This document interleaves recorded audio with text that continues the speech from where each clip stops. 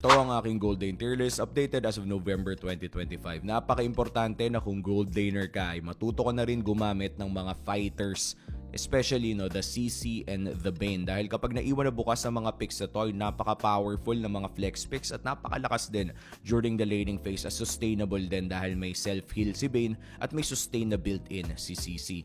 Apart from that, nandyan pa rin naman ang ating mga traditional marksman and siguro kung makikita nyo ang ating nasa mga S plus ay napaka-early na mga power spike na somewhat ay nagsiscale ng late game dahil importante ngayon sa double fighter meta na lumalaban agad ang halos lahat ng mga miyembro. Kaya kadalasan kapag nakakita tayo ng mga late game pickups such as the Nathan, Carry, Claude, or even the Moskov, medyo nagbabago yung mismong playstyle ng mga teams. Kailangan nilang maging mas maingat ng early game and of course hindi masyadong lumaban sa mga first few turtles. Pero yun nga yung pinaka-importante ngayon. Sa ating double fighter meta, ang daming team fights ng maaga. Kaya naman kung makikita nyo ang ating mga S plus meta, yan yung mga kaya agad to meme fight ng maaga, especially the CC and the Bane, na kaya nga lumaban ng 2v1. So kahit bisitahin ka sa lane, ay mabubuhay ka pa rin.